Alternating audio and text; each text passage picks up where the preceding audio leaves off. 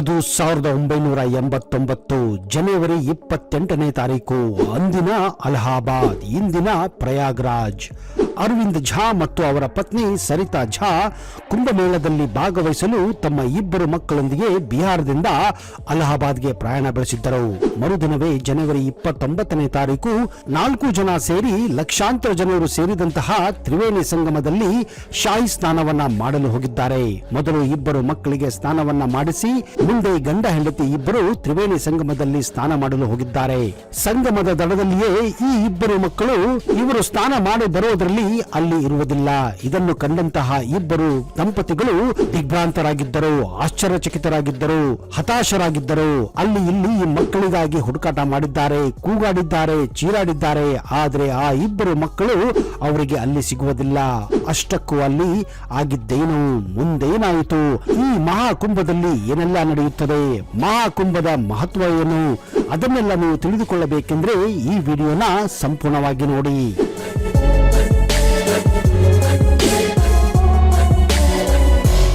ಸ್ನೇಹಿತರೆ, ನೀವು ಹಿಂದೆ ಹಲವಾರು ಹಿಂದಿ ಅಥವಾ ಕನ್ನಡ ಸಿನಿಮಾಗಳನ್ನ ನೋಡಿರಬಹುದು. ಅವುಗಳಲ್ಲಿ ಅಣ್ಣ ತಮ್ಮ ಹಾಗೂ ಮಕ್ಕಳು ತಂದೆ ತಾಯಿಯನ್ನ ಕಳೆದುಕೊಂಡವರು ದೊಡ್ಡವರಾಗಿ ಮತ್ತೆ ಸಿಕ್ಕಿರುವಂತಹ ಹಲವಾರು ಘಟನೆಗಳನ್ನ ನಾವು ಸಿನಿಮಾಗಳಲ್ಲಿ ಮತ್ತು ಕಾದಂಬರಿಗಳಲ್ಲಿ ನೋಡಿದ್ದುಂಟು, ಓದಿದ್ದುಂಟು.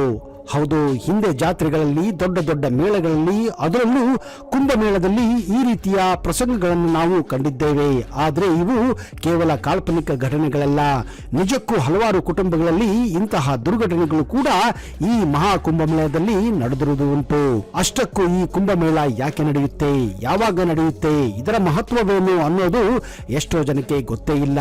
ನದಿ, ಸರೋವರ ಮತ್ತು ಸಮುದ್ರಗಳಲ್ಲಿ ಸ್ನಾನ ಮಾಡಿ ಅಲ್ಲಿರುವ ದೈವಿ ಶಕ್ತಿಗಳನ್ನ ಪಡೆದು ಜೀವನದಲ್ಲಿ ಒಳ್ಳೆಯದಾಗುವುದಕ್ಕೆ ಈ ಯಾತ್ರೆಗಳನ್ನ, ತೀರ್ಥಯಾತ್ರೆಗಳನ್ನ ಮಾಡುತ್ತಾರೆ. ಅಷ್ಟಕ್ಕೂ ಕುಂಭಮೇಳ ಅಂದರೇನು, ಕುಂಭ ಅಂದರೇನು ಅನ್ನುವುದನ್ನ ತಿಳಿದುಕೊಳ್ಳೋದು ಬಹುಮುಖ್ಯವಾಗಿದೆ. ಕುಂಭ ಎಂದರೆ ಮಡಕೆ ಎಂದರ್ಥ. ಅಮೃತವನ್ನು ಸೇವಿಸುವುದಕ್ಕಾಗಿ ದೇವಾನುದೇವತೆಗಳು ಮತ್ತು ರಾಕ್ಷಸರ ನಡುವೆ ನಡೆದ ಯುದ್ಧವನ್ನೇ ಸಮುದ್ರ ಮಂಥನ ಎಂದು ಕರೆಯಲಾಗುತ್ತದೆ. ಅಮೃತವನ್ನು ಸೇವಿಸುವುದಕ್ಕಾಗಿ ಸಮುದ್ರವನ್ನ ಕಡಿಯಲು ಮಂದರಾಚಲ ಪರ್ವತವನ್ನ ಕಡುಗೋಲಾಗಿ ಮಾಡಿಕೊಳ್ಳುತ್ತಾರೆ ಹಾಗೂ ಸರ್ಪಗಳ ರಾಜ ವಾಸುಕಿಯನ್ನ ಹಗ್ಗವಾಗಿ ಮಾಡಿಕೊಳ್ಳುತ್ತಾರೆ. ದೇವತೆಗಳು ವಾಸುಕಿಯ ಬಾಲವನ್ನ ಹಾಗೂ ಅಸುರರು ವಾಸುಕಿಯ ತಲೆಯನ್ನ ಹಿಡಿದು ಕಡೆಯಲು ಆರಂಭಿಸುತ್ತಾರೆ. ಈ ಸಮಯದಲ್ಲಿ ಅಮೃತ ತುಂಬಿದ ಕಲಶ ಸಾಗರದಿಂದ ಹೊರಬಂದಿತ್ತು. ಸಮುದ್ರ ಮಂಥನ ಸಮಯದಲ್ಲಿ ವಿಷ್ಣುವಿನ ವಾಹನವಾದ ಗರುಡನು ಅಮೃತ ತುಂಬಿದ ಕುಂಭವನ್ನ ಅಂದ್ರೆ ಮಡಕೆಯನ್ನ ತೆಗೆದುಕೊಂಡು ಹೋಗುವಾಗ 4 ಹನಿ ಅಮೃತವು 4 ಪವಿತ್ರ ಕ್ಷೇತ್ರದಲ್ಲಿ ಬಿದ್ದಿತ್ತವು.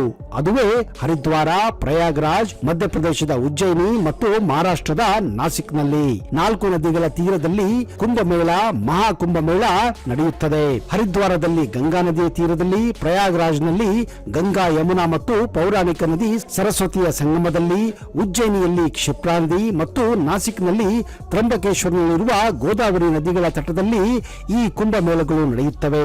3 ವರ್ಷಕ್ಕೊಮ್ಮೆ ಕುಂಭಮೇಳ ನಡೆದರೆ 6 ವರ್ಷಕ್ಕೊಮ್ಮೆ ಅರ್ಧ ಕುಂಭ ನಡೆಯುತ್ತದೆ. ಹಾಗೆಯೇ 12 ವರ್ಷಕ್ಕೊಮ್ಮೆ ಮಹಾಕುಂಭ ಜರುಗುತ್ತದೆ. ಕುಂಭಮೇಳದ ಸಮಯದಲ್ಲಿ ಈ ನದಿಗಳಲ್ಲಿ ಸ್ನಾನ ಮಾಡುವುದರಿಂದ ಪಾಪ ತೊಳೆದು ಹೋಗುತ್ತದೆ ಮತ್ತು ಪುಣ್ಯ ಸಿಗುತ್ತದೆ ಎನ್ನುವ ಹಿಂದೂ ಪುರಾಣಗಳಲ್ಲಿ ನಂಬಿಕೆ ಇದೆ. ಅಷ್ಟಕ್ಕೂ ಈ ಕುಂಭಮೇಳ ಯಾವಾಗ ನಡೆಯುತ್ತದೆ ಅನ್ನೋದು ಕೆಲವರಿಗೆ ಗೊತ್ತಿರದ ವಿಷಯವಾಗಿದೆ.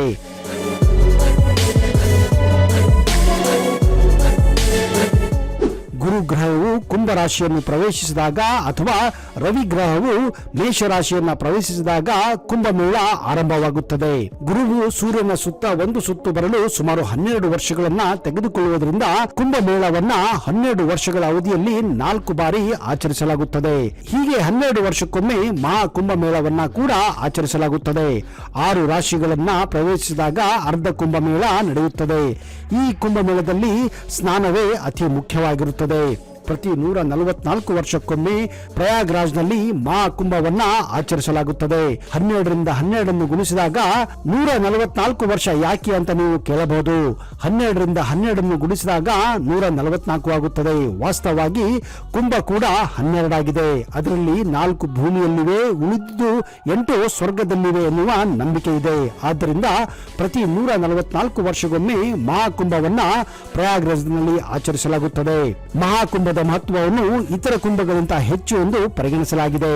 ಹಿಂದೂ ಪುರಾಣಗಳ ಪ್ರಕಾರ ಕುಂಭಮೇಳದಲ್ಲಿ ದೇವರು ಭೂಮಿಗೆ ಇಳಿದು ಭಕ್ತರನ್ನು ಆಶೀರ್ವದಿಸುತ್ತಾನೆ ಎನ್ನುವ ನಂಬಿಕೆ ಇದೆ.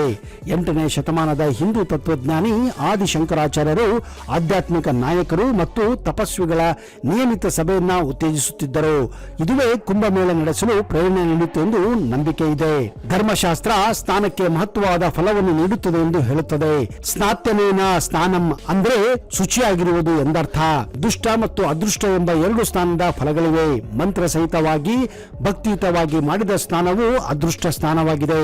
ನಮ್ಮ ಶರೀರದ ಶುದ್ಧಿಗಾಗಿ ಮತ್ತು ಸಂತೋಷಕ್ಕಾಗಿ ಮಾಡುವ ಸ್ನಾನ ದೃಷ್ಟ ಸ್ನಾನವಾಗಿದೆ.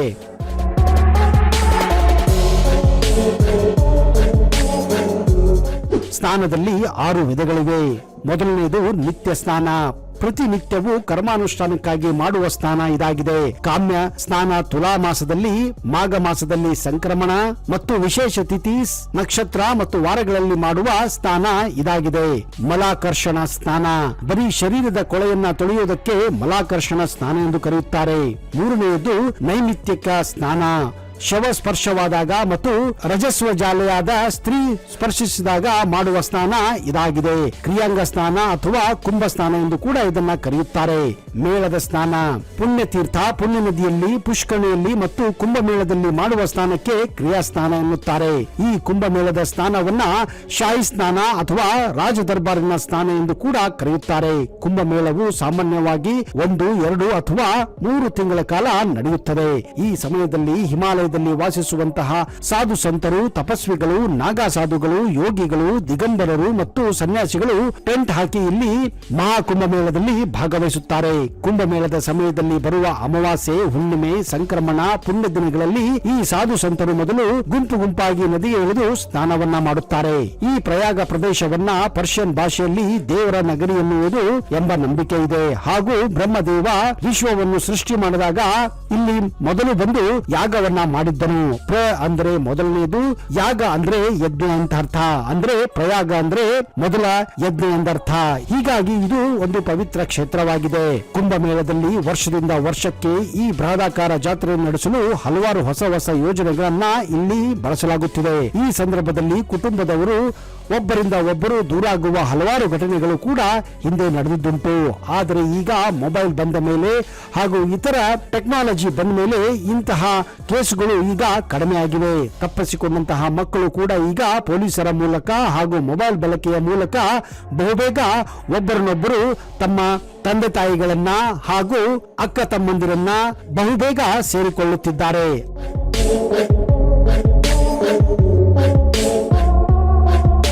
ಆದರೆ 1989ರಲ್ಲಿ ಬಿಹಾರದಿಂದ ಬಂದಂತಹ ಜಾ ದಂಪತಿಗಳ ಮಕ್ಕಳು ಅವರು ಸ್ನಾನ ಮಾಡಲು ಹೋಗಿ ಬರುವಷ್ಟರಲ್ಲಿ ಕಾಣೆಯಾಗಿದ್ದರು. ಮುಂದೆ ಅವರನ್ನ ಆ ದಂಪತಿಗಳು ಮಕ್ಕಳಿಗಾಗಿ ಹುಡುಕಾಟ ನಡೆಸಿದ್ದರೂ ಕೂಡ ಅವರಿಗೆ ಮಕ್ಕಳು ಸಿಗುವುದಿಲ್ಲ. ಪೊಲೀಸ್ ಕಂಪ್ಲೇಂಟ್ ಕೊಟ್ಟಾಗಿತ್ತು, ಮೈಕ್ಗಳಲ್ಲಿ ಹೇಳಿಸಲಾಗಿತ್ತು, ಅನೌನ್ಸ್ ಮಾಡಿಸಲಾಗಿತ್ತು. ಆದರೆ ಯಾವುದು ಕೂಡ ಅವರಿಗೆ ಕೂಡಿ ಬರುವುದಿಲ್ಲ. ಆದರೆ ದೇವರಿದ್ದಾನೆ ಅನ್ನುವುದಕ್ಕೆ ಮತ್ತೊಂದು ಸಾಕ್ಷಿಯೇ 1995ರಲ್ಲಿ ನಡೆದ ಅರ್ಧ ಕುಂಭದಲ್ಲಿ ಆ ಇಬ್ಬರು ಮಕ್ಕಳು ಆ ದಂಪತಿಗಳಿಗೆ ಸಿಕ್ಕಿದ್ದರು. ಇದಕ್ಕೆ ಕಾರಣ ಆ ಇಬ್ಬರು ಮಕ್ಕಳ ಕೊರಳಲ್ಲಿ ಇದ್ದಂತಹ ಒಂದು ರುದ್ರಾಕ್ಷಿ.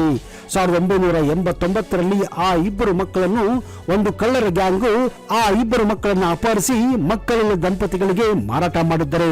ಮಧ್ಯಪ್ರದೇಶದಿಂದ ಬಂದಂತಹ ಶರ್ಮಾ ಎಂಬ ದಂಪತಿಗಳಿಗೆ ಈ ಇಬ್ಬರು ಮಕ್ಕಳನ್ನ ಮಾರಾಟ ಮಾಡಲಾಗಿತ್ತು.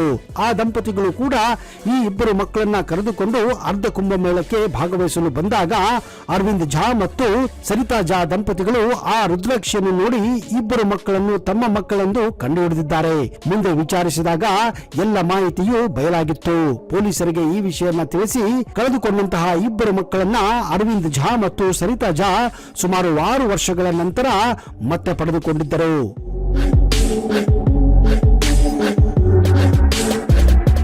ನೋಡಿದಿರಾ ಸ್ನೇಹಿತರೆ, ಆ ದೇವರ ಆಶೀರ್ವಾದ ಹೇಗಿತ್ತೆಂದು.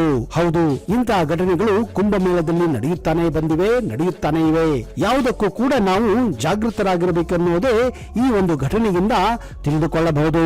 ಸ್ನೇಹಿತರೆ, ಒಂದು ವೇಳೆ ನಿಮಗೆ ಈ ವಿಡಿಯೋ ಇಷ್ಟ ಆದಲ್ಲಿ ಈಗಲೇ ಇದನ್ನ ಲೈಕ್ ಮಾಡಿ ಹಾಗೂ ನಿಮ್ಮೆಲ್ಲ ಸ್ನೇಹಿತರ ಜೊತೆ ಶೇರ್ ಮಾಡಿ.